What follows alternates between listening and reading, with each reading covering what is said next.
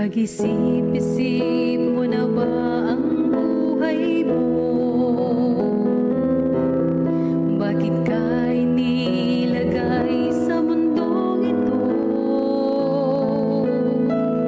Kung saan ka nang galing, kung saan ang patutunguhan, may dahilan kahit hindi mo ito alam.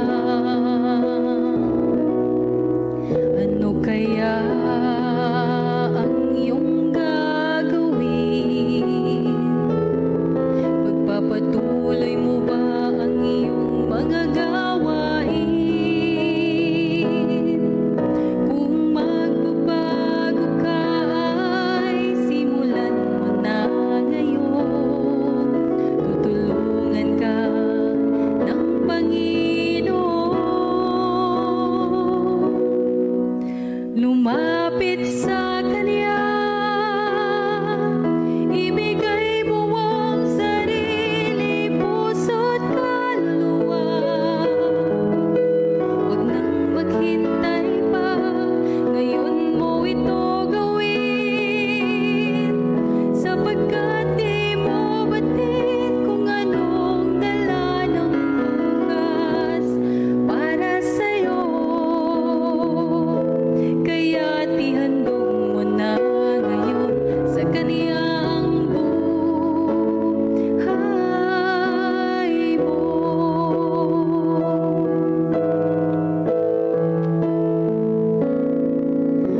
Buhay natin ay pansamantala. Isang saglit ika'y buhay, tapos wala ka na. Kaya't ngayon ang panahon, hanapin ang katotohanan. Diyos lamang ang may buhay na walang hanggan. Lumapit sa Kanya, ibigay mo ang sarili, puso't kaluluwa. Huwag nang maghintay pa, ngayon mo ito gawin. Sapagkat di mo batid kung anong dala ng bukas para sa'yo. Kaya't ihandog mo na ngayon sa Kanya ang buhay mo. Huwag nang magduda pa, ngayon'y gawin mo na.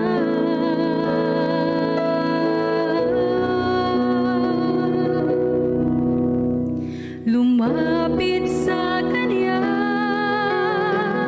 ibigay mo ang sarili, puso't kaluluwa. Huwag nang maghintay pa, ngayon mo ito gawin. Sapagkat di mo batid kung anong dala ng bukas para sa'yo. Kaya't ihandog mo na ngayon sa Kanya. Kaya't ihandog mo na ngayon sa Kanya ang buhay mo.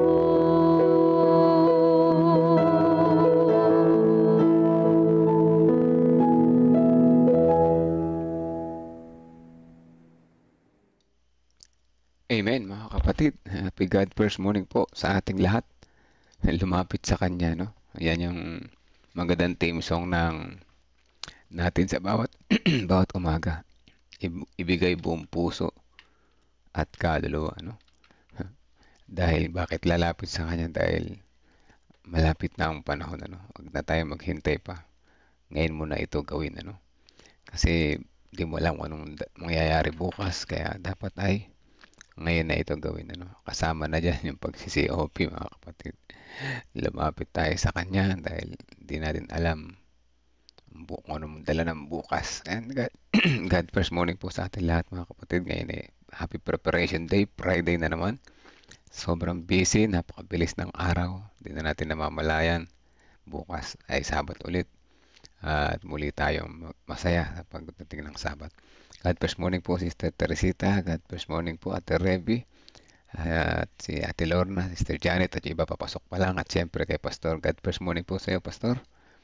At tayo ay muling samahan ni Pastor sa live. Pastor, nasa ano ka ba ngayon? Nasa Ayas o sa bahay nyo na? Pastor, sa bahay, ano? One time, pag naluwas kami, dadaan kami dyan, ano? Dadaan kami dyan, lilibot kami dyan. At sana makasilip mo lang.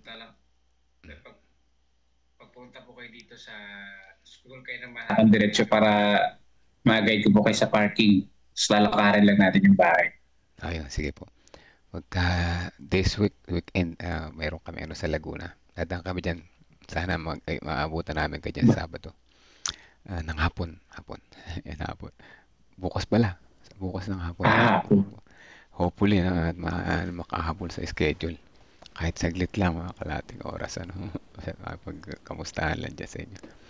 Sige po. Ayan, Pastor. Nilive ko yung audio nyo. Pwede nyo nang buksan yung iyong camera. Tayo magkamustahan sandali. Nakabukas na po ito.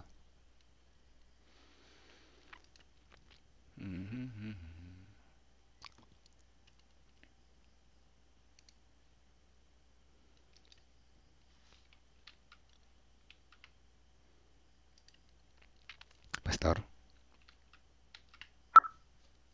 Okay na kayo, Mobs na. Okay na po.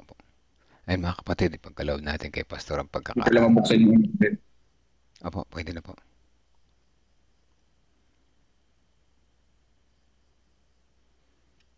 Wait po, loading lang yung PowerPoint natin.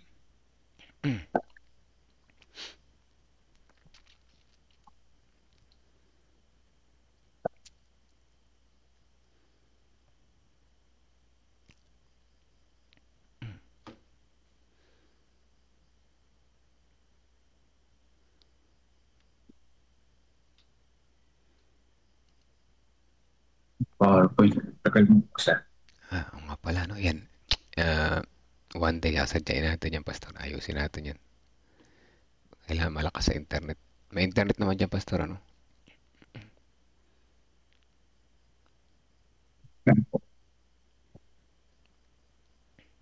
I mean, may wifi dyan sa tinitirahan yung bahay. Ayan. Papakabit pa lang po yung sa ano. Sige. Sana pagpakabit. Hindi, pero sa school meron. Cellphone parang. Okay, yan po. Data muna. Data lang to. Okay na po kayo, Mebs. Okay na po. Sige po. Mga kapatid, bigyan natin kay Pastor pagkakataon sa umaga nito. Okay po, salamat kay Melvin. Ayan, medyo nandito po ako sa bahay ngayon at medyo madilim dito. So, ang panahon ng pagtitipon. Yan, part 3, March 21. Tayo po ay manalangin. Panginoong Diyos, sa umaga na to, pangatlong pagkakataon na ang pag-aaral nito. Gabay niyo pumawa kami po, Panginoon. At sa araw ng paghahanda nito, Vesper, ay bigyan niyo po kami ng kaalaman na nagmumula sa inyo. Ang inyo pong biyaya ay patuloy namin matamasa at kayo po ang maghari sa amin pong mga buhay. Ito po ang aming dalag sa banal na pangalan ni Jesus. Amen. Sangayon po dito sa key text 52 ng Isaiah verse 7. Napakaganda sa mga bundok niyaong nagdadala ng mabuting balita. Yan. Na naghahayag ng kapayapaan, na nagdadala ng balita ng kabutihan, na naghahayag ng kaligtasan. So sa New Testament naman ay kinote din ng ganitong pagkakataon. Kaya lang ang ginamit naman doon ay napakaganda ang mga paa o mga daliri ng mga nagdadala ng pabalita. Ito naman napakaganda sa mga bundok. Bagay, meron ditong connection doon sa bundok na nandun din yung mga yapa ng mga paa na umaakyat doon at nangangaral. Ayan, interconnection lang po doon sa New Testament. Yung mga paa, ang mga daliri ng mga paa ang pinakamaganda, yung nagdadala ng pabalita. Hindi yung may cutics, kundi yung mga tao naglalakad o sumasakay o pumupunta sa bawat bahay para magbahagi ng mabuting balita. Ang unang yugto ng tinawag ni White na panahon ng pagtitipon ay tumagal mula 1848 hanggang 1850. Ang mga komprehensya ng mga sabatarya noong mga taong iyon ay ang paraan na ginamit ni Bates at ng mga White. Ayan, sabi po dito, upang bumuo ng isang pangunahing mga mananampalataya sa plataforma ng mga mensahe ng tatlong anghel sa Apocalypse 14. Ngunit ang mga komprehensya ay hindi lamang ang paraan na gagamitin ng Diyos. Sa ginampanan na komprehensya sa Dorchester sa Massachusetts noong November 1848, si Ellen White ay nagkaroon ng isang pangitain na magbabago magpakailanman sa hubog ng Adventismo. So ano kaya itong pangitain na ito? So ibig sabihin mga kapatid, ito palang 1848 na taon, 4 years after the disappointments, mayroong mahalagang nangyari. Yan. At alam naman po natin yung gawain ni Mrs. White ay hindi po siya kuwaan ng doktrina, kundi taga-confirm noong po mga nadidiscover nila sa banal na kasulatan. So ito meron siyang pangitain is to confirm yung pangingili ng araw ng Sabat at pangangaral. Sabi po dito, nang matapos ng pangitain, sinabi sa kanya ng kanyang asawa, may mensahe ako para sa iyo. Dapat kang magsimulang maglimbag ng isang maliit na babasahin at ipadala mo ito sa mga tao. Hayaang itong maliit sa una. Ngunit habang nagbabasa ang mga tao, padadalhan kanila ng paraan upang makapaglimbag at ito ay magiging isang tagumpay mula sa simula. Mula sa maliit na simulang ito ay ipinakita sa akin na parang mga daloy ng liwanag na lumiliwanag sa buong mundo. So, tingnan niyo po, evaluate niyo po sa inyong sarili yung pangitain nito ni Mrs. White. Ito ba ay masamang pangitain o magandang pangitain? So, ibig sabihin mga kapatid, kumukonfirm ito yung pangitain niya, kumukonfirm ito mga kapatid na tama ang kanilang ginagawa na nagbabahagi ng salita ng Panginoon sa pamamagitan ng paglilimbag. Dahil nga, yun ay nauna ng gawain ni Bates, di ba? So si James White ay talagang sinuportahan siya ni Mrs. White na sa pangitain niya, maliit na pamphlets muna. At ito ay napakaganda. At ito ay napakahusay sa pangangaral. Yan, hanggang sa dumami ng dumami, lumaki ng lumaking pamphlets. Bakit mga kapatid? Dahil yung nakakatanggap ng pamphlets, sila naman yung nagbibigay ng pera para dumami yung maililimbag ng mga aklat. Kaya na nagliliwanag sa buong mundo. Sabi niya, ngayon ay 160 years na ang lumipas. Sabi ni George Knight, kasi si George Knight ang sulat ito. 160 years, ipinagdiwang natin ito mga kapatid, di ba? Ang pahayag na iyon ay maaaring hindi na gaano kahanga-hanga. Kasi noon, kahanga-hanga yun eh. Pero ngayon parang hindi na kahanga-hanga, no? Sapagkat lumaganap na yung Adventismo. O marami na tayong publishing houses. Di ba? Marami ng pondo yung mga publishing house.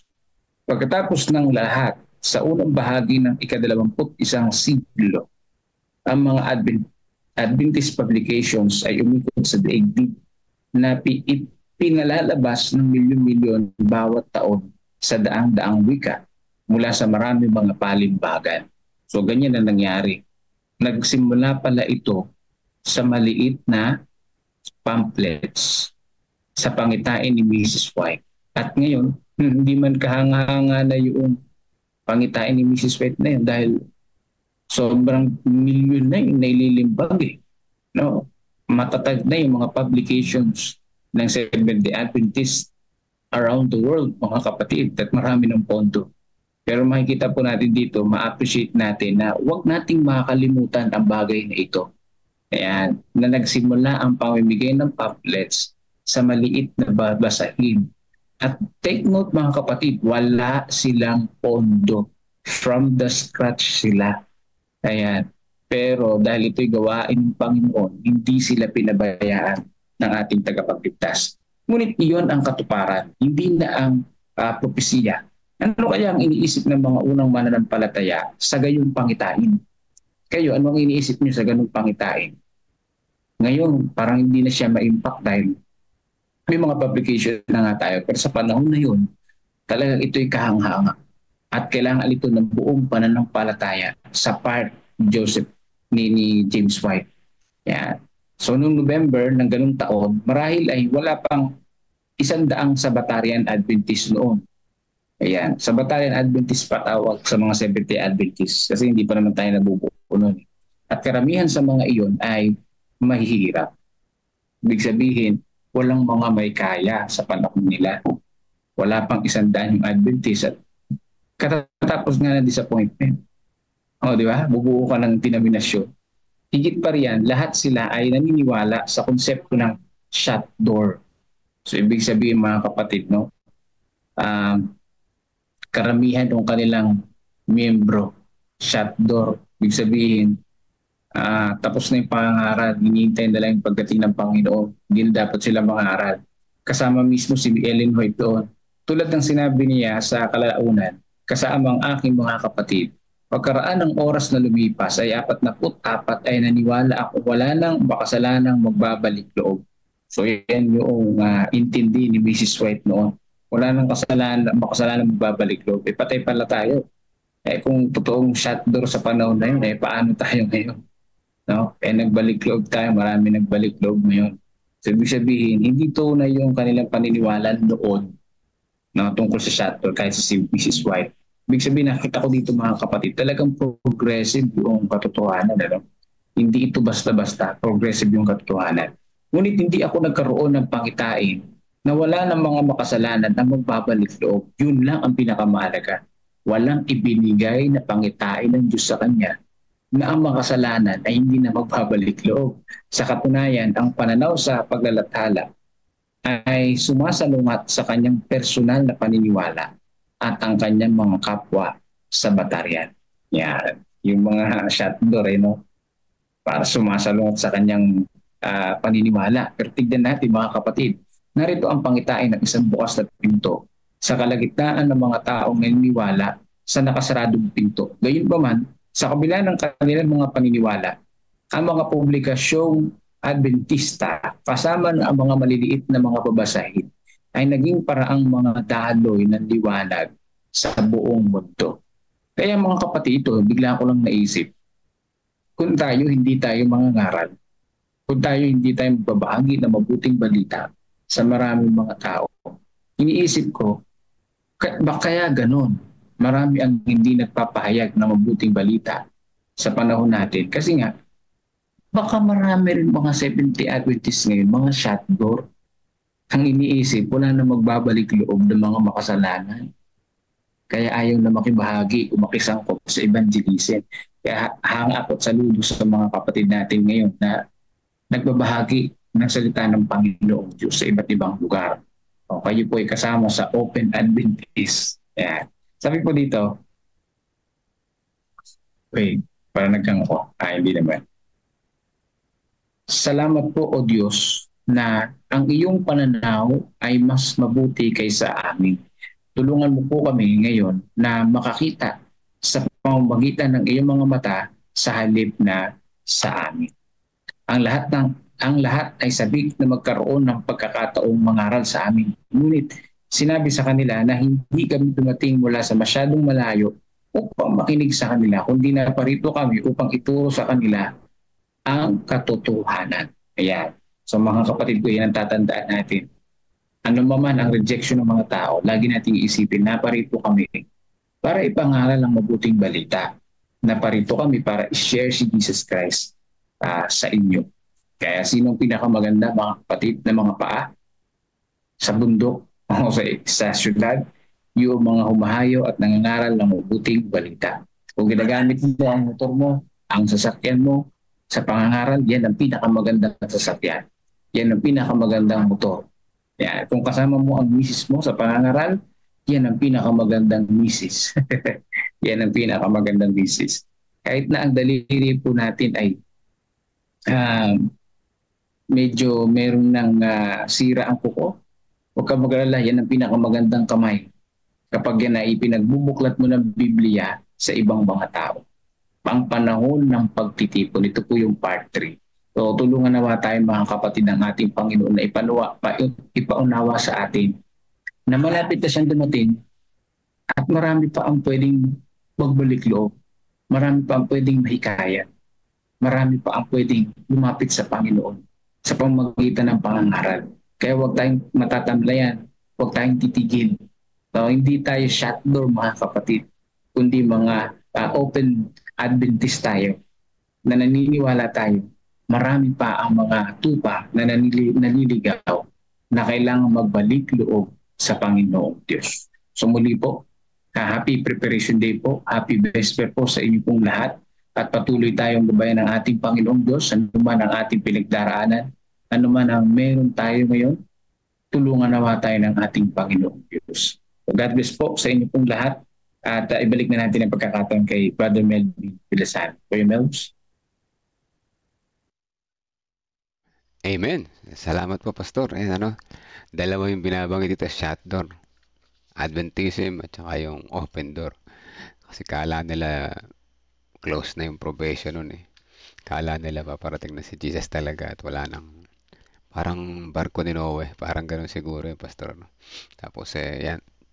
Ayaw na nilang mangaral. Pero ngayon, lumago yung mga open Adventism. Sila nila mga whites and debates.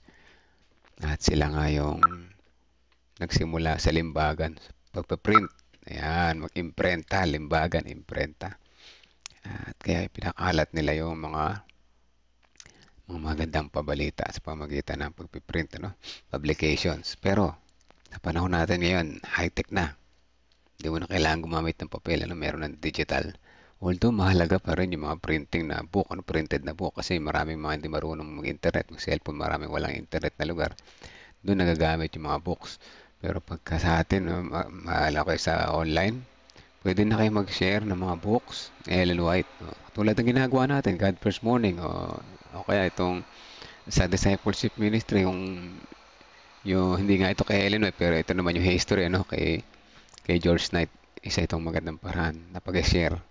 Marami pa kasing gustong magising. Iba nga, nasa loob na kulang pa rin ang kaalaman eh. O, di ba? Kaya napakahalaga ng mag-share. Po? Ayan, salamat sa magandang lesson ito. Pastor, salamat po. Tayo manalangin muna bago tayo lumipat sa kabila. Let's pray po. Amang banal na makapangyarihan sa lahat. Salamat sa bukas na kaisipan ng aming mga naunang mga leaders. At kami ay binigyan ng pagkakataon na maging kasapi ng mga nalabing iglesia na kung saan sa pamagitan ng palimbagan o ng publication ito ay lumaganap, maraming natuto at maraming nagbago, maraming lumapit sa iyo. Muli sa aming paglapit sa iyo ngayon, alam namin na marami pang kaluluwa na handang tumanggap, na naghihintay ng katotohanan.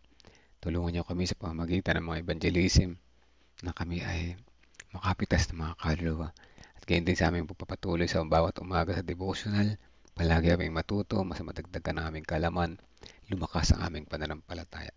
Patawad po sa kami nasumpungan nagkulang at nagkasala. In Jesus' name we pray. Amen. Ayan, punta tayo sa kabila at patuloy tayong matuto pa, More knowledge, more power, mga kapatid.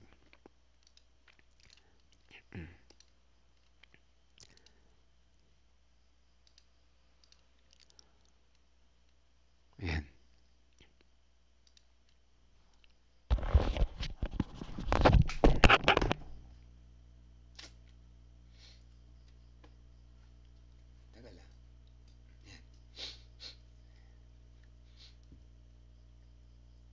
Ng Diyos.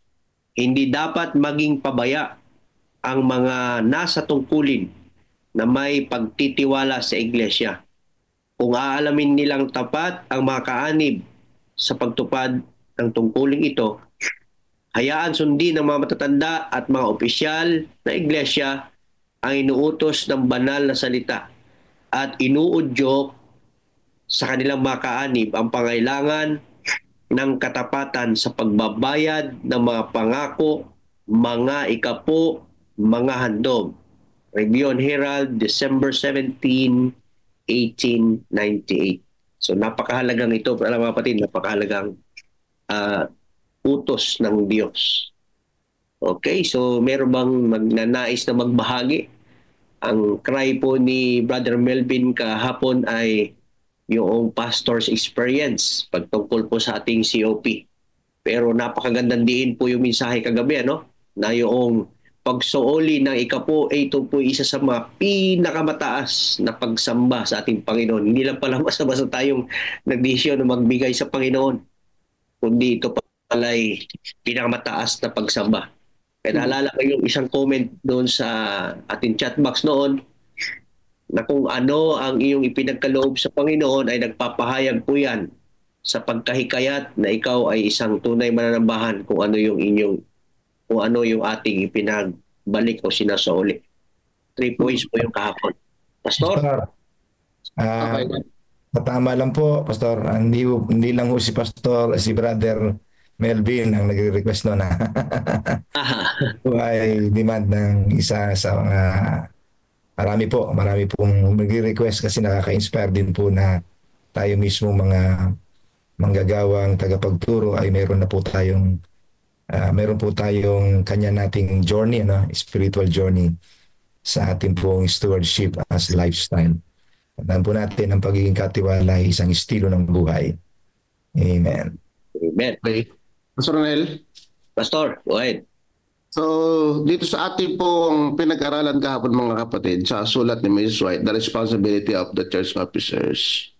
So, talagang mahalaga mga kapatid na lead by example ang ating pagtuturo ng stewardship mga kapatid ng pagiging katiwala. Lead by example.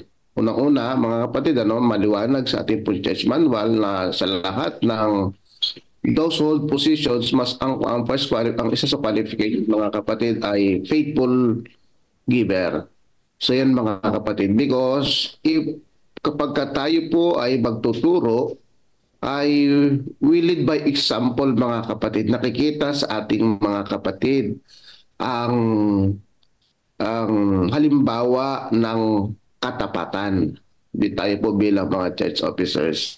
So pinapaalalahanan po tayo dito na isa sa tungkulin po natin, sabi na ang pag-instruct patungkol sa mga kapatid na paalalahanan sila sa kanilang tungkulin natin sa Diyos. Ang pagiging tapat mga kapatid. Yung ang binanggit nga ni Mrs. White dito mga kapatid is our obligation to God. So the necessity of faithfulness of payment in the payment of pledges, tithes, and offering. So yun mga kapatid. So tungkulin daw po natin tungkulin po nating mga opisyalis ng iglesia, lalong-lalo na tayong mga pastor, tayo pong mga officers ng church. Parang dinidiin ni Mrs. White mga kapatid, itong responsibility ito ay talagang idinidiin mga kapatid. Kasi sa pagbibigay, sa pagbabalik ng ating mga ikapo at mga handog, ay malaki ang nakikita sa atin. Unang-una, yung ating spiritual maturity, nakikita dito, nababago tayo ng Diyos, mga kapatid. Complete package na ito. Meron nga tayo, Pastor Ronel, meron nga tayong isang lecture sa motivation of giving na kapag tayo ay nagbabalik ng ating ikapo at nagbibigay ng ating mga handog, ay hindi lang basta pera ang ating ibinibigay. Ito naman ay kasama sa binanggit ng ating presidente kahapon, na hindi lang basta pera ang ating ibinibigay na natin lahat doon, ang ating panahon, ang ating talento, puso na yung ibinibigay natin doon. Hindi lang basta. Kaya mga kapatid, kaya pagka tayo ay pupunta sa atin po simbahan, mga kapatid, yung pinag-aralan natin kahapon, sabi ni Brother Donnie, ay is an act of worship. Kaya talagang nakagayak na sa bahay pa lamang ang ating mga ibabalik sa Panginoon at ibibigay. Talagang para pag aalis ka sa bahay, napakasarap ng pakiramdam na pagpunta mo sa simbahan ay mayroon kang daladalang sobre na ihahandog mo na sa Panginoon. It's an act of worship. It's an act of worship na sa bahay pa lang nakagayat na ito, masaya ka nang ibibigay sa simbahan kapag dumaan yung diakono, ay talagang madadama mo ang tunay na kahulugan ng pagsamba. So, yun lang, Pastor. Yun lang muna, Pastor Nel. Okay, maraming salamat, Director Nelson. Si Presidente, pero may babahagi. Salamat, Pastor Nelson, at madiin ang ating pagpapaalala sa bagay na ito. Ito pong binasa natin ay mayroong isang, ako po ito'y naging tawag dito, naging pundasyon ko ito kung bakit po ako ay napaka seryoso ba yung tawag doon, napaka diligent ko po dito. Kasi mismong inspirasyon po ni Sister White sa kanyang payo dito na ang mga officers at saka yung mga ministers ay dapat po na hindi natin ito kaligtaan, no? Those who hold positions of trust in the church should not be negligent. Yan po yung sinabi niya. Bakit po? Kasi po mga kapatid, ito pong bagay na ito ay it's a matter of spirituality. Ito po ang tingin ko po dito mga kapatid ay ito ang indicator ng spiritualidad. Sabi po ng marami, mahirap daw pong sukatin ang spiritualidad. Ako po, ito ang isa sa panukat ko. Ang isang giving na hindi muunlad ay nagpapakita po ng hindi muunlad na spiritualidad. Pagkatama ho ang pagkakaunawa sa bagay na ito, nagiging tama po ang ating, alam niya, pundasyon ng pananampalataya. Kasi giving is all about knowing God, who He is, kung ano siya, ano ang ginawa niya. Rumi-respond lang po tayo sa kanyang ginawa sa atin. Yes. So the plain principle of this, mga kapatid, ay makita natin kung gaano kalaki ang ating trust sa ating Panginoon when we give. It heals selfishness, it heals covetousness. Yun po talaga ang target nito. Kaya tayo po mga manggagawa at tayo po mga officers ng church, let us be serious on this. Kaya natin po tinitignan yung book. Kinitignan po natin yung book kasi yun po yung indicator ng faithfulness ng mga kapatid. Pero tayo po ay matalino sa pag-approach ng pagtuturo. Hindi natin binabanggit ang mga potensyal ng mga kapatid. Sa halip, ginagawa lang po natin siyang basis kung ano ang kalagayan ng spiritualidad ng mga kapatid in terms of faithfulness to God, in returning of tithes and the giving of offerings. Kaya kapag po tayo ay umattend ng stewardship residency ni Pastor Nelson, meron pong bahagi doon na kinakailangan po ninyong isulat ang bilang ng mga kapatid na nagtatides, nag-offerings, at mga pangalan nito. Yun po ay nasa aklat. Alam po ninyo, ito po ay naging kagawian ko na sa aking ministry. Ako po ay nasa district pa na nililingkod. Ako po ay madalas na tinitingnan ko po ang treasurer's book para basihan ko po ng aking pong malalim na pinagkukunan ng pagtuturo. Ang inatasan lang po niyang gumawa ay ang mga elders at saka po ng pastor. Tayo po kasi yung pastor ng ating pong church, tayo ang nagli-lead. Tayo ang may malasakit sa kaligtasan ng mga kapatiran. Hindi po tayo nire-restrict dyan. Kaya ako po sa inyo ay from time to time ay silipin po ninyo. Tingnan po ninyo tapos ay kayo po ay manawagan sa mga kapatiran at kung kinakailangan sila pasalamatan sa kanilang nabuong katapatan at nabuo nilang commitment sa gawain ng Diyos through giving, ay pasalamatan niyo po sila publicly. Yung business meeting, mga kapatid, Huwag po kayo magbabanggit ng mga pangalan. Hindi po natin yun na-allow. Sa halip, yung buong performance ng church, ng kanilang faithfulness, ay atin po silang pasalamatan. Yun po yung pagkakataon nating mga leaders na ating inspire ang mga kapatid, na atin talagang seriously na pinapahalagahan ito at yung patutuo nila ay napaka-importante. Kaya nga mga kapatid, ito po ay importanteng habilin sa atin ng ating propetisa. Ang kanyang payo ay magbibigay sa atin ng liwanag sa kung paano natin pagmamalasakitan ang espiritualidad ng ating mga kapatid. So ngayon, buhat ngayon mga kapatid, every time na makakakita kayo ng ulat, ng financial, ng ating pong treasurer sa church, ang tignan po ninyo yung espiritualidad ng mga kapatid. Ang nasa likod po ng mga giving plans na yan ay ang mga kapatid na naging tapat sa Panginoon. At kung nakakita rin po kayo ng number na parang hindi proportionate, mga kapatid, sa number ng mga giving nila, potential, ang ibig sabihin din noon ay spiritualidad, yung mababang kalagayan ng pagtitiwala ng mga kapatid sa Panginoon. So it indicates spirituality. Money indicates the level of our spirituality. Kung hindi natin kayang i-manage ang pera, paano pa natin ma-manage ang ibang mga bagay sa buhay natin?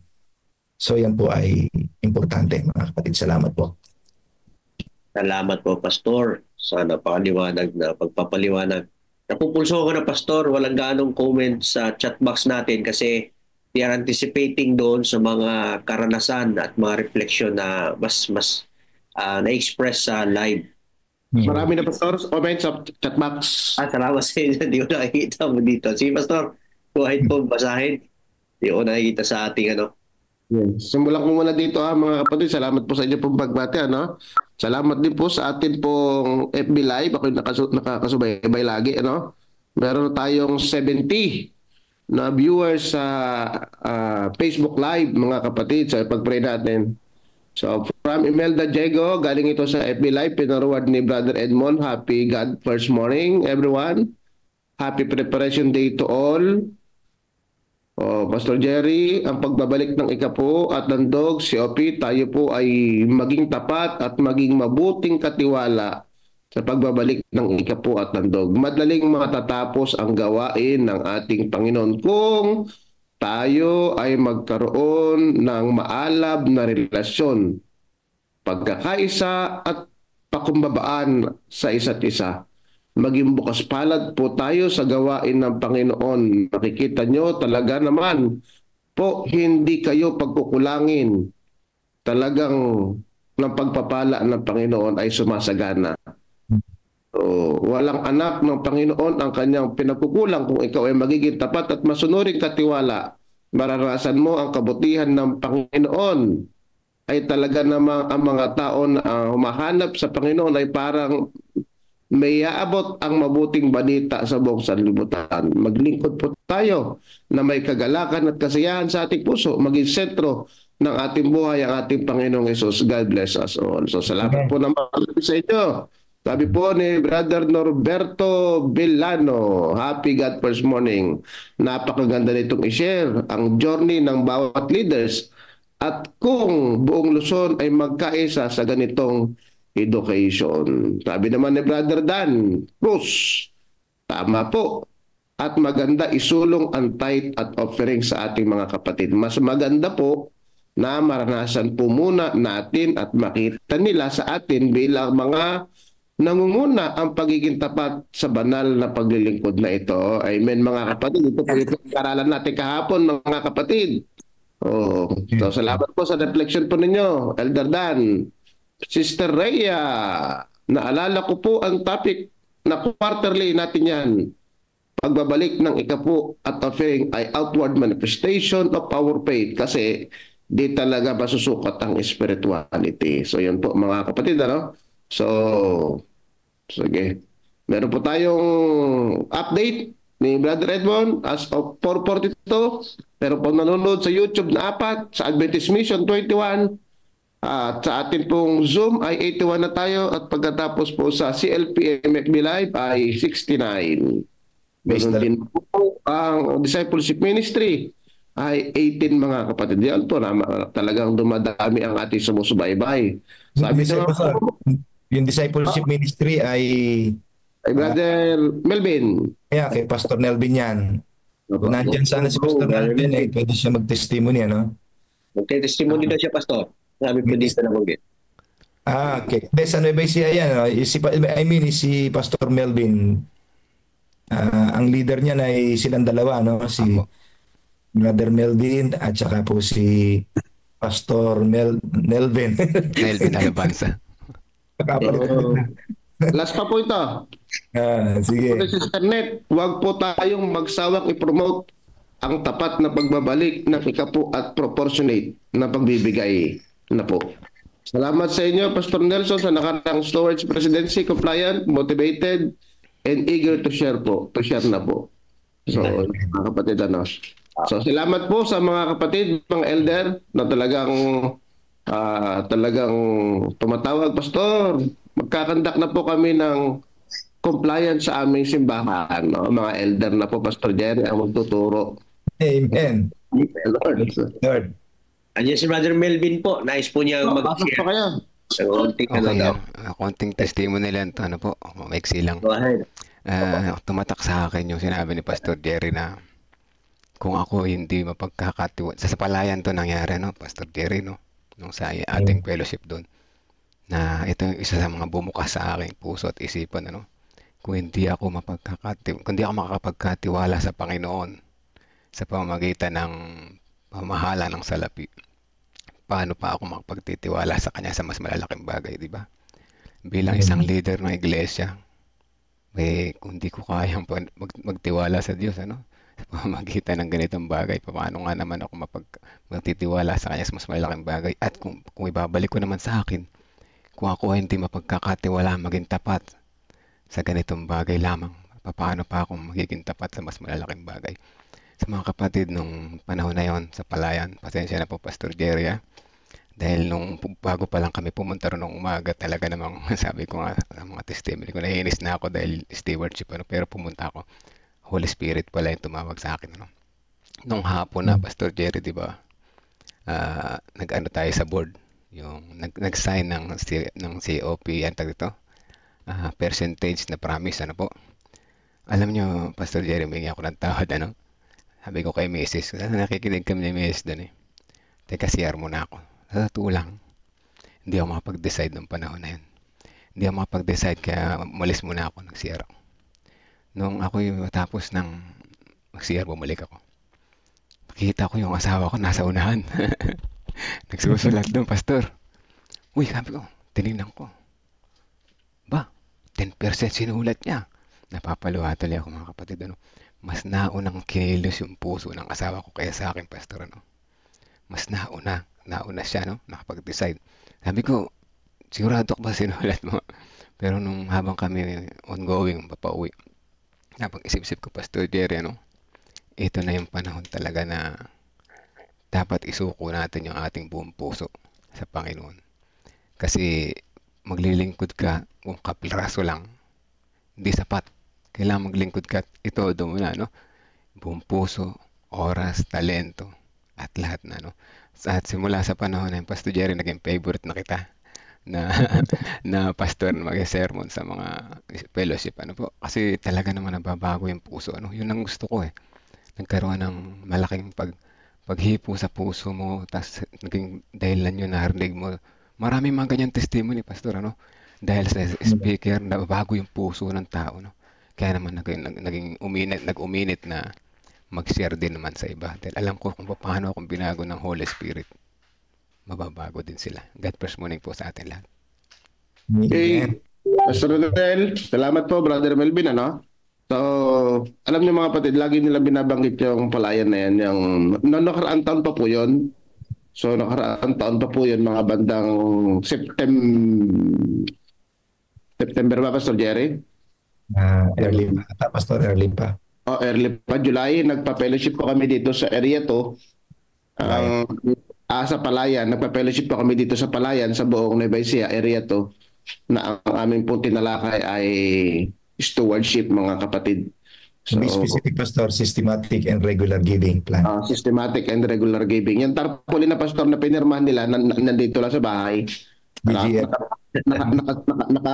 Nakasinop. Praise the Lord.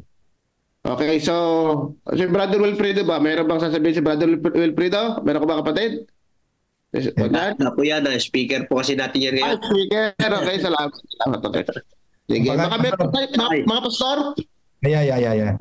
Mga pastor, baka meron sa inyo nais na mag-testimony sa inyong karanasan sa journey ng pagtatapat o karanasan sa pagtuturo o karanasan ng inyong simbahan sa combined offering plan. Sino na ba mga pastor dito? Mga pastor, sino ba sa inyo gusto mag-testimony nakapagpapalakas ng spiritualidad ng mga kapatid ang inyong pong patutuo?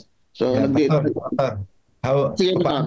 paano rin sila na-encourage sa platform at paano yung commitment, yung level ng commitment nila sa pagpapractice na nito. Maganda po yun kasi masarap na marinig yung balita na yun na galing din po sa atin at tayo pa kasi nakakakita ng mga nangyayari sa ating churches na pinangangasalaan. Salamat po at meron tayong mga manggagawang hikayat na rin sa ganitong advokasya. Pastor, ayaw po palapasin ang pagkakataon na magbahagi po. No? Sa amin naman, hindi po siya material na blessing na natanggap namin. Kasi yung misis ko po yung tagapag-ingat ng Kabangyaman. So noong nagpasimula po ito ay actually parang kuwan kasi. She used to wake up early kasi nagda-jogging naman yan siya. Pero buhat nung mapakinggan niya itong ating ministry na ito, ay sa pasimula pa lang ng pastor, ang sabi ko sa misis ko kasi siya yung aking taga-budget manager. Nagtatanong siya sa akin noon na ako po yung nagbabahagi pa ng tinatawag natin church compliant. Sabi ko sa kanya, kasi hindi ko pa naunawaan yung COP. No? Ang sa akin lang ay, sabi ko, ano ba talaga yung pasya mo? Ikaw hikayat na magkaloob sa Panginoon. So nag-umpisa po siya sa 5%. Sabi ko sa kanya, instruction ko ay 5%, hindi siya pwedeng bababa, mana pa akong patataasin. At buhat mo noon, nag 5%, pero actually, na-boost po talaga yung kanya pong spiritualidad sa pagkaloob kasi dahil dito sa ministry na ito na talagang nahihimay, mas nadidiin kasi pag ako po magdiin sa kanya, medyo hindi po siya kasi hindi ako naghahawak ng pera. So buhat po noon at ngayon mga kapatid, ako nagpapasalamat sa Panginoon na siya po'y talagang na-integrate na sa kanya pong management do sa amin pong pananlapi yung 10% or more. Talagang meron siyang pinagkaabalahan ngayon at tatanong kagad yan. At sinisinop niya kagad na, sinisave niya ahead of time. Ito, CCOP ko ba to? Of course. Nagkataon pa na medyo nagipit kami, umutang. Nung umutang pastor, sabi, CCOP ko ba ito? Tinatanong niya, sabi ko, ang pag-utang, paliwanag po yan na yan po ay that is not an increase. No? Utang nga naman So, liwanagan po siya. Ang kagandahan po dito mga kapatid, ang aking may bahay ay nagkaroon po ng ideya na yung kapayapaan galing sa Diyos, yung saya nung magkaloob siya at magbahagi ng tinatawag natin na yung COP. Talagang na-inspired siya, na naramdaman niya yung gaan ng loob. Kaya ang misis ko, likas naman masayahin yan, pero mas lalong sumaya. At yung minimithi po namin mga pastor na, di ba yung happy wife, happy life, ay talagang nararanasan natin yung pastor. Ayan pa yung personal na aking pong na-experience at saka na-observe. Salamat po sa Panginoon, salamat po sa ating pamunuan, sa pamunuan ni Pastor Jerry, na pat minuksan ang maraming kaisipan sa ganito. So, isa na po dyan ang aking may bahay na kami po, Panginoon, mga kapatid ay sama-sama na naintindihan. CEO. Praise the Lord po. Okay, so mga pastor Pastor Jerry, meron tayo pa dito. Meron tayong 26 na mga pastor. Sa 26 na, sino ba sa mga natin? Meron pa tayong panahon, 4:57. So salamat Pastor Ranel sa iyo. So meron magagawa natin po, Brother Johnny? Ay, magandang umaga po. Happy God First Morning. Katulad po nung sa nabanggit na namin mga nagdaang panahon, ako po personally, pinag-aaralan ko rin po yung bilang isang leader, pinag-aaralan ko rin po yung sa Malakias na binabanggit dito, yung ninanakawan ba ninyo ako sa magitan ng ikapo at mga handog. Tight giver na po ako sa simula. Pero naguguluhan po ako dun sa binabanggit ng Panginoon, dun sa mga handog, ninanakawan po ba ninyo ako, sabi ng Panginoon. Matagal ko pong sinesearch yung, kasi madalang din naman po ako makabakasan ng mga libro ni Mrs. White. Kaya hindi ko po lubos ang maunawaan na meron akong mga katanungan sa sarili ko. Paano ko ninanakawan ang Panginoon? Kasi pagka po tayo bilang isang leader, kapag gumagawa tayo ng sermon, gusto natin na makita yung lahat ng mga puntos nung sa kabuuan nung ating isinesermon. At siyempre po, ako yung dating naging stewardship leader dito sa San Miguel. Yun po yung tinutuklas ko hanggang sa nagkaroon niya tayo nung ganitong pag-aaral sa God First Morning. Nagpasimula po tayo ng December 1 hanggang December 12. Doon na nga po tinalakay ni Pastor Jerry Estabillo, ang ating Pangulo, yung tungkol sa pagbibigay sa COP. Ako po kasi dati, katulad nung binabanggit ko nung una, kapag ako po ay mayroong income, ang akin pong proportionate ay halos 7%. Kasi kung ang aking taytay 300, yung aking offering ay 200. Ganun po. Para mahirap po, para madali po ang tuusan. 3-2. Yun po aking proportion. 300 sa tithe, 200 sa offering. Kaya pag ako po ay naglagay sa sobre, lagi pong walang gansal. Ayun. Nung mapakinggan ko po nung December 1 hanggang December 12, yung ating Pangulo, nakita ko po yung matagal ko nang hinahanap. Sabi ko, ito pala yun. Ayun. Kaya magpasimula po nung pangalawang linggo ng December, nagpasimula na po ako na mag-COP. At noon ay unti-unti ko na rin na sinasabihan yung aking asawa na mag-COP na tayo.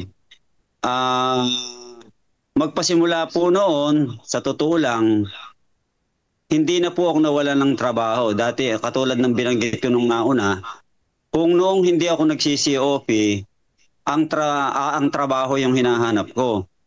Pag nung magpasimula ako mag-COP, yung trabaho na mismo ang naghahanap sa akin. Katulad nung isang karanasan ko nung isang araw, meron ako isang street na pinanggalingan, lumabas ako ron sa street. Tapos, may nakakasalubong ako na mag-asawa. Tapos hindi ko pinapansin, bumalik pala sila, hinanap ako, tinugis yung aking sasakyan, yung aking tricycle. Tapos busina ng busina. Hindi ko pinapansin nung una, pero bandang huli ay huminto na ako. Sabi ko, ako ba yung binubusinahan mo? Opo, kanina po namin kayo sinusundan. Sabi kong ganun, bakit? Ano ba akong kailangan? Hindi ba ikaw yung nagkabit ng kontador doon sa tabi namin? Saan ba ako yung lugar nyo? Itinuro po. At ang sabi niya, matagal ka na naming hinahanap. Pwede ba na puntahan mo ako? Ayun. Sabi ko, sige, mamaya, pupuntahan kita. Mamayang, sinabi niya yung pangalan niya at saka yung lugar niya. At pinuntahan ko at nakita ko doon na sabi ko nga mga kapatid, kapag ako ay nagkakaroon ng mga ganung mga karanasan, katulad ng binanggit ko na rin noon dati, na tungkol doon sa mayroong apartment na 8, ako din yung hinanap. kahit na marami yung gustong magtrabaho sa kanila, ayaw po nilang ibigay, ako pa rin yung hinanap. Kaya dito mga kapatid, sa mga karanasan natin bilang isang leader ng iglesia, ay makita natin kung paano ang Panginoon ang gumagawa sa buhay natin. Kaya nga, ako'y nagpapasalamat sa pamamagitan ng platform na aking nakita, ay nagpapatuloy po kami mag-asawa. Bukod po yung sa aking COP, bukod din po yung sa kanya. Kaya nga ako'y nagpapasalamat sa Panginoon kasi yung aking mga anak, ganun din, itinuturo na rin po namin yung kanilang baon sa loob ng 1 linggo. Ay tinutos po nila yon at kasama rin yung aming mga anak na nagbibigay ng tithe and offering sa kanilang COP. Maraming salamat. God first morning po sa ating lahat. Mabuhay po tayong lahat mga kapatid. Praise the Lord. Maraming salamat, Elder Johnny. Happy life na rin, Elder, di ba? Happy life. Meron ba sa ating mga manggagawa na mag-testimony? Kahapon nag-testimony po si Juan, nagpatuto si Pastor Gio, si Pastor Junel. Ayan mga kapatid, maganda po yung patutuon nila sa karanasan ng kanilang pangunguna sa kanilang simbahan, personal na buhay nila sa COP.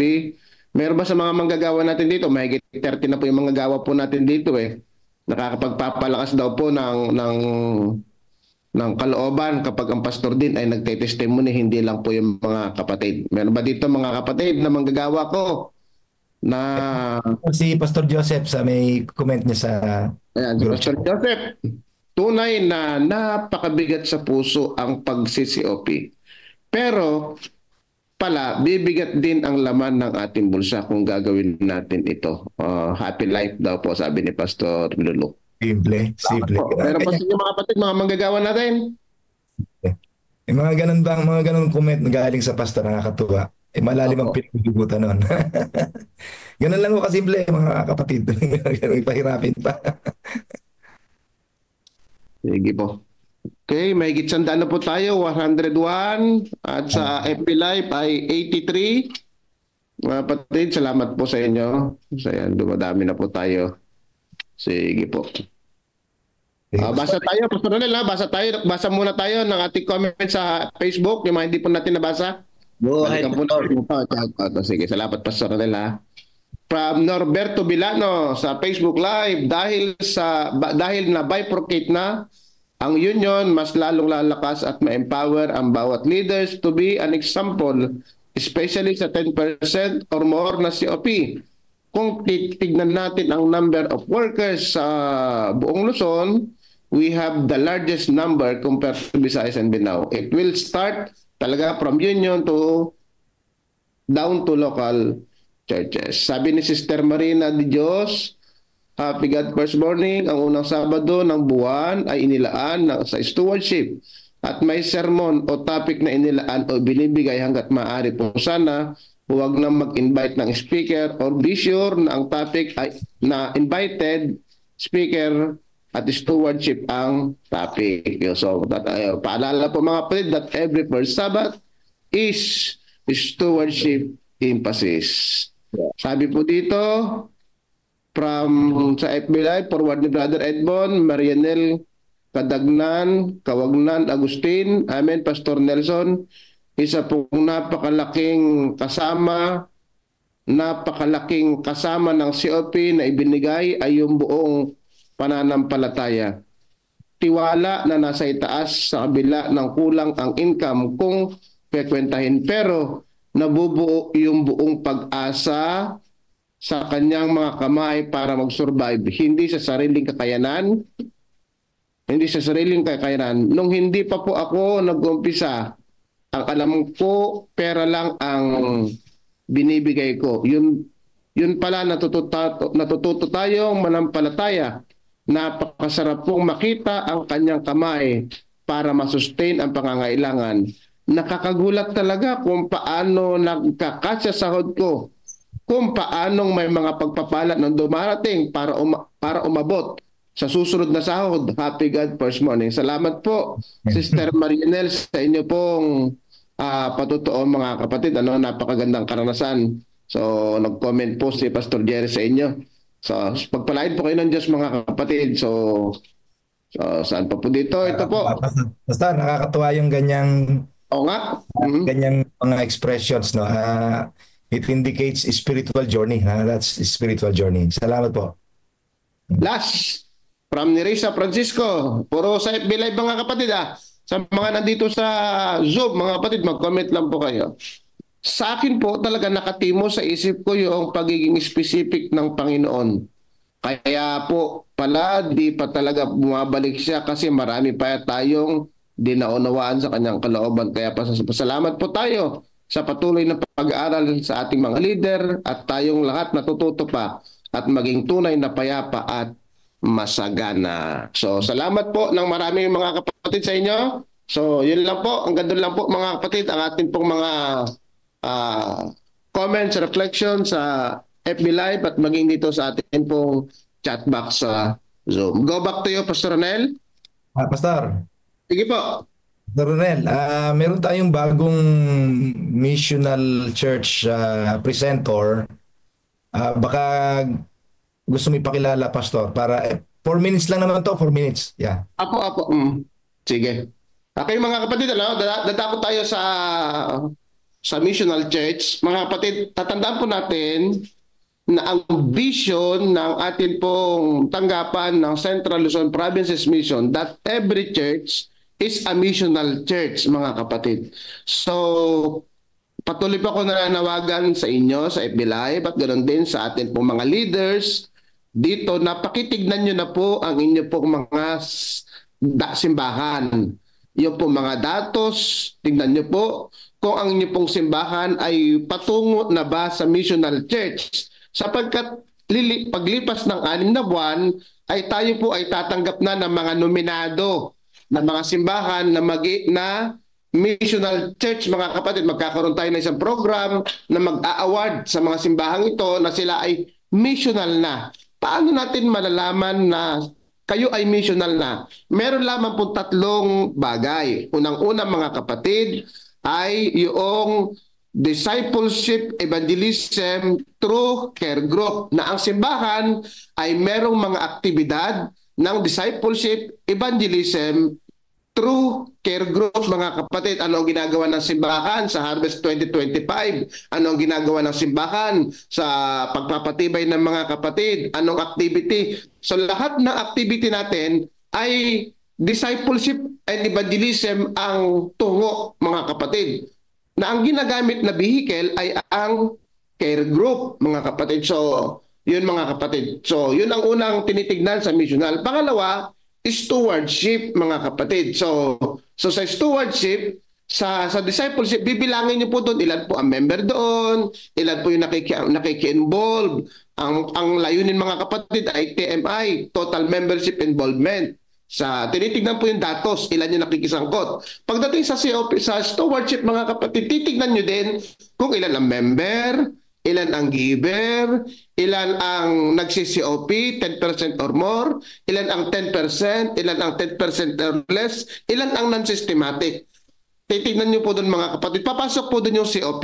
Bakit mahalaga po ang COP sa missional church? Sapagkat ang combined offering plan sa panukala ng Diyos at sa habilin ni Mrs. White na ang combined offering plan ang siyang gagamitin na magsusustain sa gawain ng lokal na iglesia. Kaya pag malakas ang combined offering plan, mga kapatid, meron ang simbahan ay hindi siya magsusolicit, hindi siya aasa sa donasyon, kung hindi titignan lamang ng treasurer na ang simbahan ay meron ng combined offering plan na siya magtutustos doon sa gawain ng care group. So yun po, mga kapatid. Pangalawa po yun. Unang-una, discipleship, evangelism through care group. Pangalawa, stewardship. Papasok po doon yung COP. Pag sinabi po natin COP, ay regular and systematic of giving. Pangatlo po ay ang simbahang ito, dahil sila merong ginagawa, meron silang panukala or nagsasagawa na ng church planting. So ngayon, mga kapatid, ay meron po tayong hinanap na isang simbahan. Ito ay journey patungo pa lang, mga kapatid. Ito yung realidad ng kanilang simbahan. na nais nilang maabot yung journey ng missional church, mga kapatid. Hindi pa ito perfect, mga kapatid. Tinignan po namin, mababa pa po yung kanilang combined operating plan. Pero nagsusumikap po silang maabot ito, mga kapatid. So tignan po natin ang isang simbahan, mga kapatid. Ito po ay sa lugar po ng Abebeg. Nakikita niyo po, mga kapatid?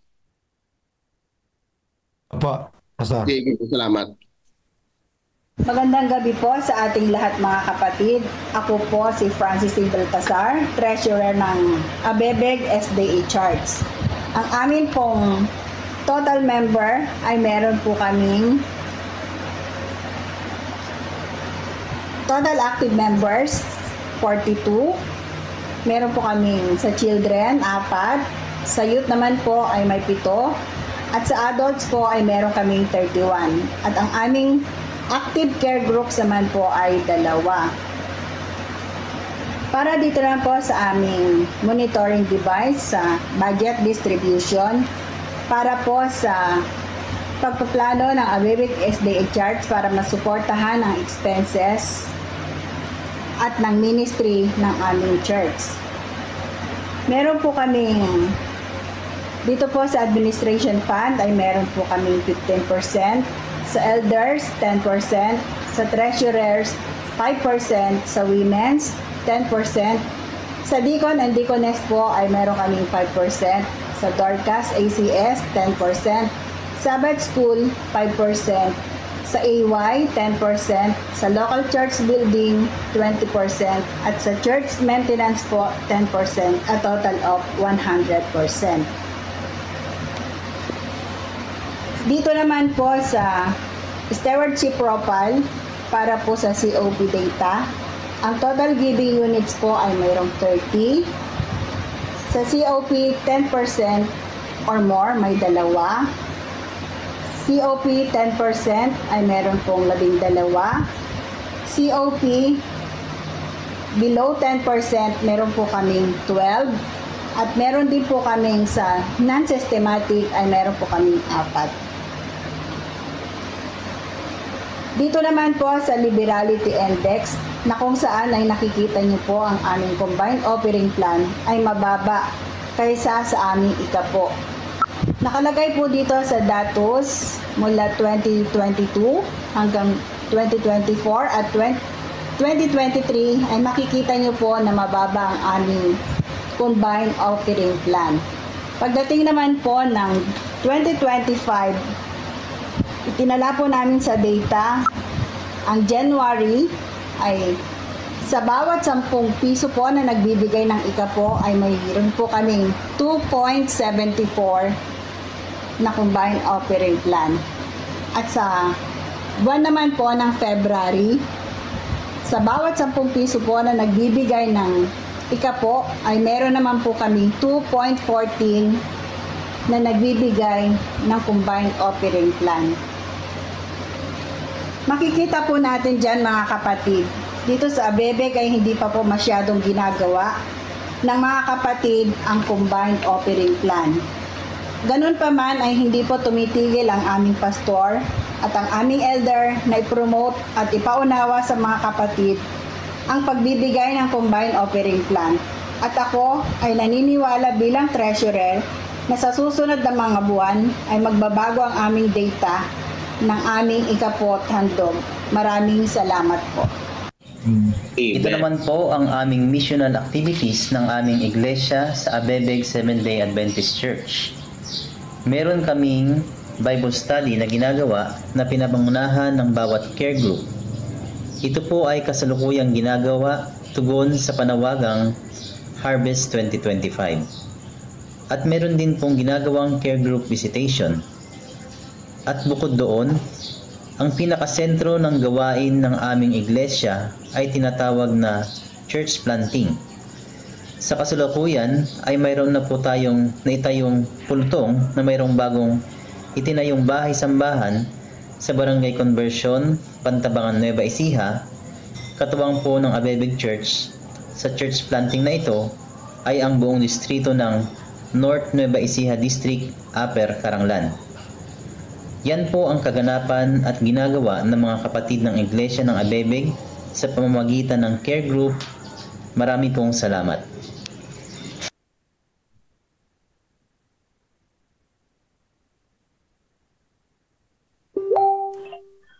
Chanting.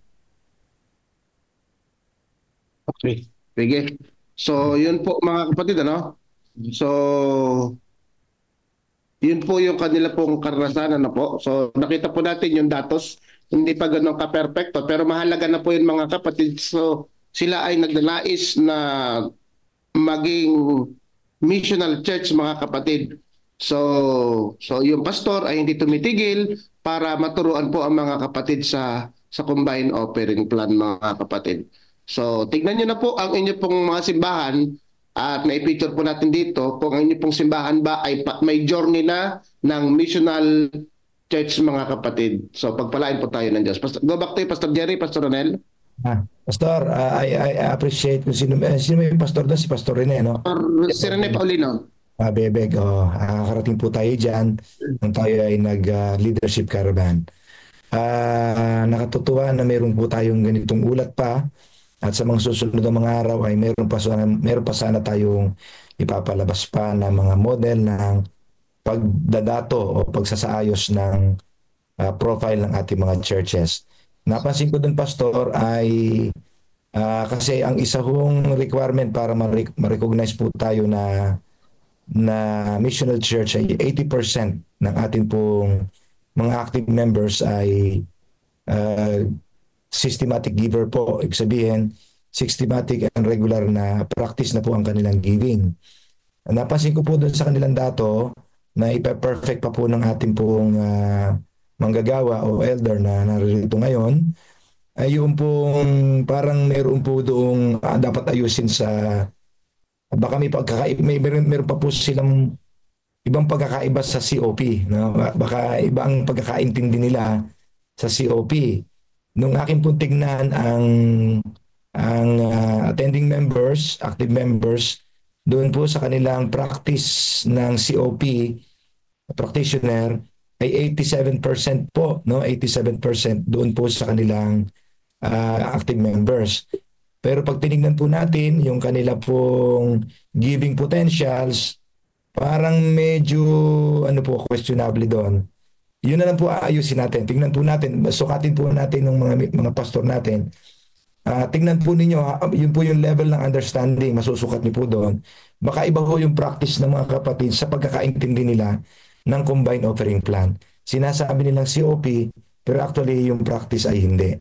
Kasi pagka may COP na po, automatic din pong sumasabay yung pong giving potential. Nag-iiba po talaga yung liberality index. Salamat po. Okay, salamat po Pastor. Ang ating pong oras ay 5:20 pa lang. At ngayon ay pagkaloob natin ng panahon. By the way, ang ating pong speaker ngayon ay isa po sa mga masigasig na elder ng San Jose. At siya rin po mga kapatid ay stewardship educator na rin. Natapos niya yung level 4 doon sa seminar na pinagkaloob ni Pastor, pinangunahan ni Pastor Gatos dati.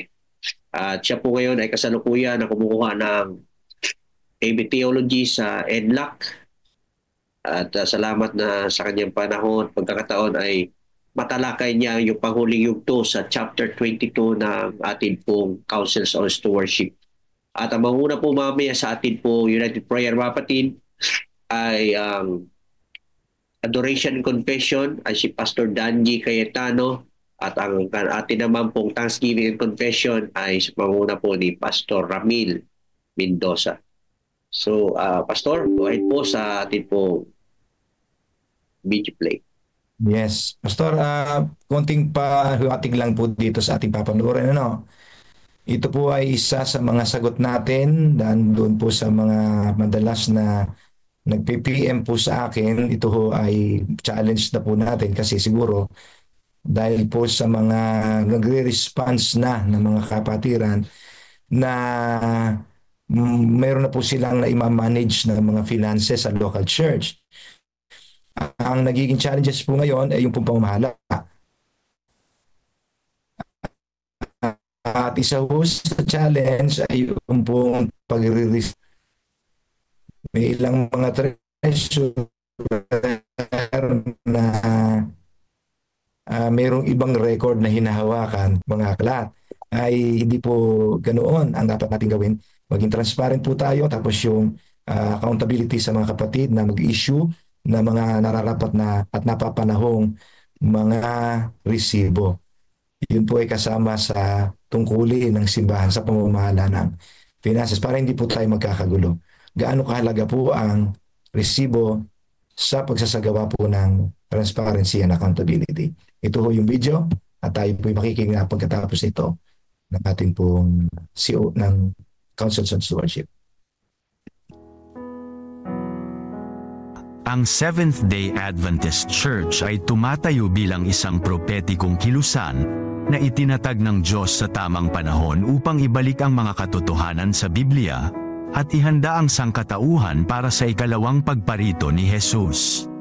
Walang alinlangan ang misyon ng simbahan at malawakang presensya sa 212 mula sa 235 na mga bansa at teritoryo sa buong mundo ay maaaring may ugnay sa maayos nitong istruktura at ang disiplinado at responsableng pamamahala ng financial resources nito. Ang isang epektibo at mahusay na budgeting system ay nagbibigay ng kaayusan sa paglalaan ng mga pondo na nagpapataas ng kahusayan sa pagsuporta sa misyon. Kasabay nito, ang isang matatag na sistema ng pag-audit ay nagbibigay ng transparency at pananagutan, pagsuri kung ang mga pondo ay ginastos ayon sa patakaran, at pagbibigay ng mga regular na report tungkol sa mga kasanayan sa pinansyal ng bawat institusyon. Gayunpaman, ang pagbuo ng pananagutan at transparency ay hindi lamang responsibilidad ng mga treasurer at auditor. Ang pagiging epektibo ng mahalagang prosesong ito ay nakadepende rin sa paraan ng pagbabalik natin ng mga ikapu at mga handog, at ang kahalagahan ng mga resibo pagkatapos nating magbigay. Ang mga resibo ay hindi lamang ang ating karapatan na magkaroon, kundi ito rin ay ating tungkulin na dapat gampanan. Ngunit malinaw naman, ang mga resibo ay maaari lamang ibigay sa mga nagpapakilala ng kanilang sarili sa pisikal o virtual na ikapu at gumagamit ng mga sobre. Para sa kadahilanang ito, ang mga ikapu at mga sobre sa pagbibigay ay dapat na ginagamit sa mga simbahan ng Adventist. Kapag ginamit mo ang iyong sobre, o nagbibigay ka sa pamamagitan ng online giving, siguraduhing nauunawaan mo ang lahat ng mga pagpipilian sa pagbibigay, na malinaw mong isinusulat kung ano ang para sa ikapu at kung ano ang para sa offering, at makasisiguro ka na ang iyong offering ay ipapamahagi ng pantay upang itaguyod ang misyon ng simbahan sa lokal, gayon din sa regional, at sa international, gaya ng sinabi sa atin ni Jesus na ating gawin sa mga Gawa 1:8. Automatikong nangyayari ang patas na distribution sa local, sa mission, at sa mga bansa, kapag ating ibinibigay ito sa pamamagitan ng combined offering plan. Ang loose offering naman ay maaari pa ring isang katanggap-tanggap na opsyon kapag inilagay mo ito sa sobre at isinulat ang iyong pangalan, upang sa ganun ay makatanggap ka ng resibo. Gayunpaman, kung halimbawa ay nagpasya kang ibigay ang iyong ikapu nang hindi nagpapakilala at hindi gumamit ng sobre, malamang ito ay maitatala ng treasurer bilang isang offering. Dahil dito, maaaring hindi nito matupad ang sagradong layunin ng Diyos para sa ikapu. Nililinaw ng mga halimbawang ito ang kahalagahan ng paggamit ng sobre sa ating pagbibigay, at umasa tayo na makakatanggap tayo ng resibo. Sa sandaling matanggap mo na ang resibo, ipinapayong palagi nating i-verify kung ang halagang nakasaad dito ay tumutugma sa ating ibinigay, gayon din sa ating itinakda bilang ikapu at mga handog. Ang simbahang ito ay ang katawan ni Kristo, kasama niya ang ulo nito, at ninanais niyang gawin ang lahat ng bagay sa maayos na paraan. Sa ating pagtutulungan upang mapanatiling maaasahan at mahusay ang sistemang pananalapi ng simbahan, naway unahin natin ang Diyos bago ang ating mga hangarin.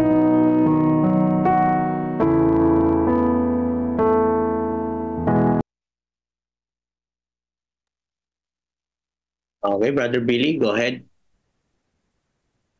Ano po? Yun, so happy God First Missional Morning mga kapatid. Happy God First Morning. Yan. Cheers ka ba? Oo, sana Pastor. Tawagin si Pastor Nelson o si Pastor Jerry. Lang po Happy God First Morning. Guzman. Happy God First Morning, Pastor Ernie. Sige po, pwede na po. Share.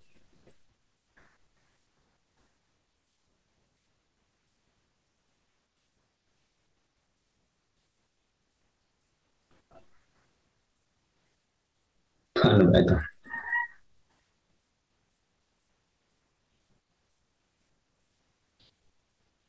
Ayan, so magandang umaga po mga kapatid. Nakikita na po ba yung aking...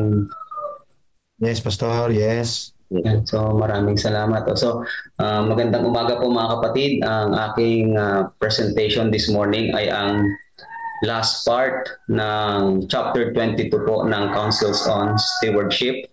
At ito po ay may pinamagatang Teaching the Poor to be Liberal. Yesterday po ay pinag-aralan natin yung pagiging involved ng mga leaders ng church, and ganoon din po yung ating mga elders, pastors, at napaka-intentional ng presentation at napakaganda ng presentation kung paano ipinakita doon yung action na kinakailangan na gawin ng ating mga pastors at ng mga elders. Pero ngayon, ang aking presentation po ay may kinalaman naman sa members.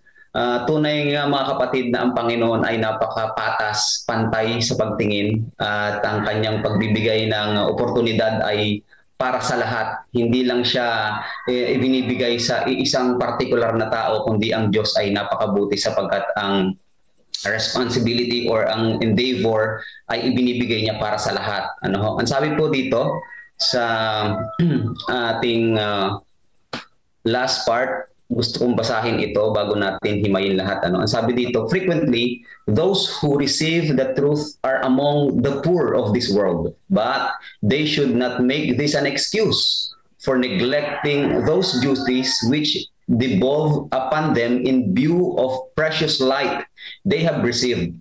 They should not allow poverty to prevent them from laying up a treasure in heaven. The blessings within reach are also within their reach.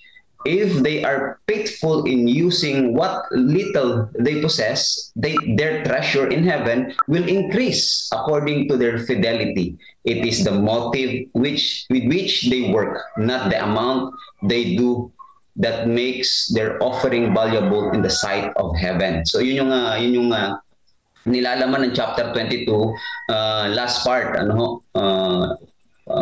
paragraph 5, yun yung last part. Actually, ang context nito ay mababasa natin sa Gospel Workers 222. Pero ito yung sinasabi niya, nung kahapon, pinag-aralan natin yung napakagandang responsibility ng ating mga pastors and mga elders. At yung duty and responsibilities na yon ay i-share din ito sa lahat, sa lahat. Kaya kung titignan natin, ito'y napaka-biblical ang foundation nito. Tinignan ko yung biblical foundation ng prinsipyo na to, at ito yung ating nakita, mga kapatid.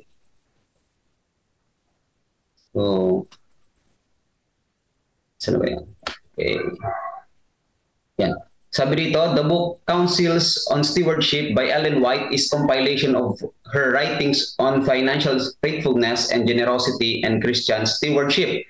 At itong chapter 22 na to, na the teaching the poor to be liberal, ay nakafocus biblical principle that even those with limited resources are called to be generous, trusting God's provision. So, ito yung mga biblical basis for teaching the poor to be liberal. Sabi dito sa Mark chapter 12 verse 41 to 44, yung widow na kung saan ay lahat ng meron siya ay ibinigay niya. This passage illustrates Jesus commending with that poor widow who gave all she had to God, emphasizing that generosity is not measured by amount given but by the spirit of sacrifice and trust in God. So makikita natin biblically na kino-commend ng ating Panginoon ang mga mahihirap na nagbibigay ayon sa pagpapala na ibinigay ng Panginoon sa kanya. Okay? Maging si Pablo ay pinipraise din niya ang church ng Macedonia sa kanilang generosity. Bakit? Sa kabila ng kanilang extreme poverty, hindi lang to mahirap, kundi meron silang pinagdaraan ng extreme poverty, pero ina-highlight pa rin yung principle that giving is an act of faith and devotion. Okay? Pangatlo, sabi sa Proverbs chapter 11 verse 25, a generous person will prosper, whoever refreshes others will be refreshed.